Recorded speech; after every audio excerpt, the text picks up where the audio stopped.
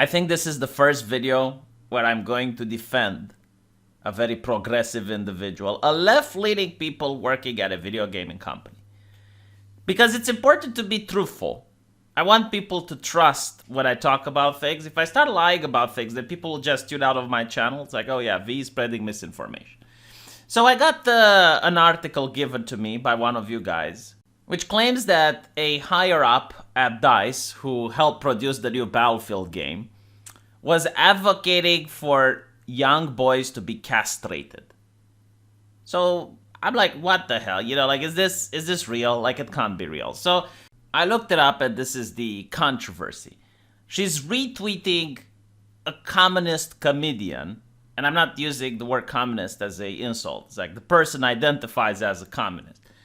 And, you know, he's doing like an edgy joke, a zinger. It's like, oh, if you want to end abortions, just get a vasectomy to all the men. Right? It's like a hyperbolic thing. So I really don't think that this is the controversy. I'll tell you what the actual controversy should be. When you look at this person, and I really don't care about their ideology or anything like that. You look at the history. They've been hired at DICE in order to start as a quality assurance tester. So a quality assurance tester back in the day was what you chuckleheads are doing now for free. Basically, these companies would hire gamers, and they would have to play the game and say if they like it. They would have to say which part of it they liked it. They would have to find bugs. It was like a beta testing done right. Right now, beta testing is done in order to promote the game. It has nothing to do with finding bugs or whatever, right? But back then, companies would pay people to do this. And I actually knew a guy who worked for Ubisoft in Bucharest. And it was a minimum wage job, but he had fun doing it. I mean, he went there and he played video games. But the job required no skill whatsoever. You didn't need to know how to code. You didn't need to know anything. You didn't even need to have a university or some special studies. The only thing you needed was to understand video games. Like if you are a fan of video games and you could recognize what a bug is, then, well, you could get that job. So this lady manages to become one of these quality assurance testers. And she does Battlefield 3, she does Battlefield 4, and then she gets promoted to marketing assistant. So this is not a problem, in my opinion, like being in marketing. I think you need to just be a people person. I know this is controversial, but I don't think you can learn marketing. I mean, you can perfect yourself at marketing a little bit, but if you're not a charismatic person, if you're not someone that actually knows how to reach the public, you don't make it. So I have absolutely nothing against this person being promoted from her position as a beta tester in the company to marketing. Like, this is fine. But then she gets promoted to a full-time producer and becomes the associate producer of Battlefield 2042. Right. What skills does this person have in order to be placed as a full-time producer for a AAA video game? None whatsoever. There is absolutely no way a person from marketing can understand enough in order to be placed as the full-time producer and the associate producer of Battlefield 2042. And I would have been willing to change my mind had Battlefield 2042 was an actual good game. But it's not even a functioning game. It's not even a bad game. Like, you can't play it. There's plenty of bugs. The internet is filled with them. For some people, they consider it to be the worst game in the franchise. And apparently, surprise, surprise, this is actually one of the games that had the most funding out of the whole franchise. They had the biggest team out of the whole franchise. Like, when you know these things, it shocks you.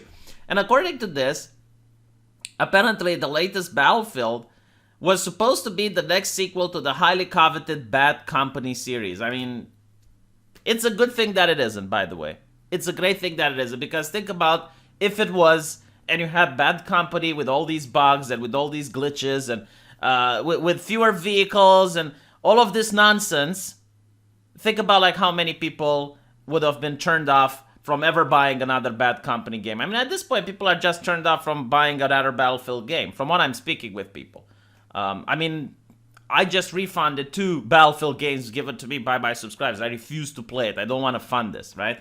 So People say her input may have changed this. I don't know. Like, in my opinion, it's a corporate decision. I'm really glad, actually, that this is not a bad company series. But what I want to tell about is that this is what's happening in a lot of companies. This is just one example. I don't care about this lady in particular. No, this is how things are at these companies who are too big to fail. Or at least they consider themselves to be.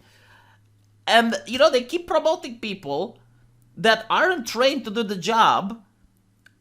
And then they do Pikachu face when the person doesn't do the job. I don't blame this lady. It's not her fault.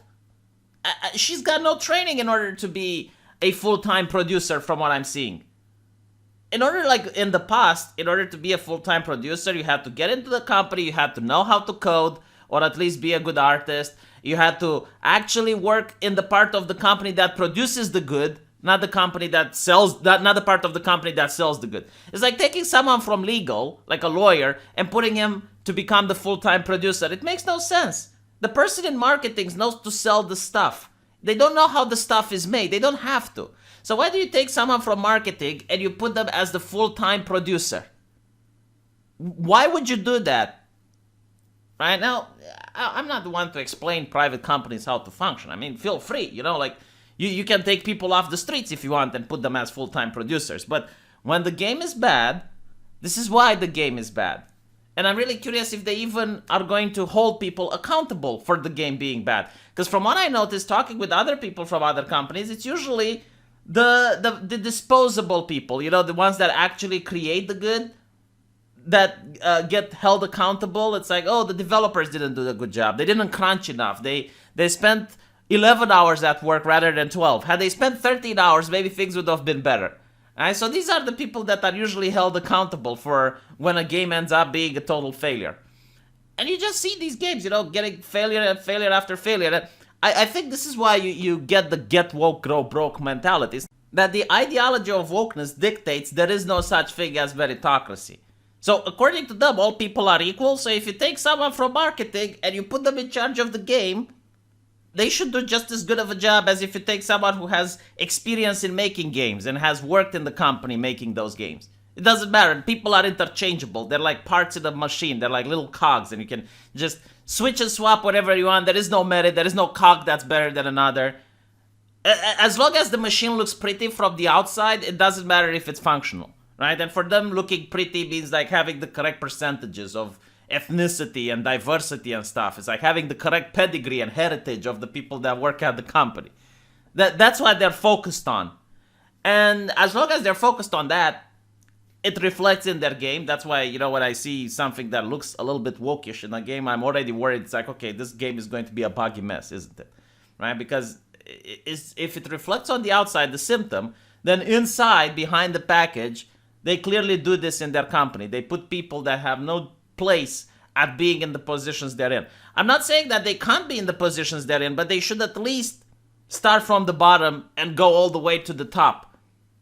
And you can't put a person from marketing or legal, like putting the janitor just because they worked 9 years in the company in charge of production. It makes absolutely no sense. It's crazy.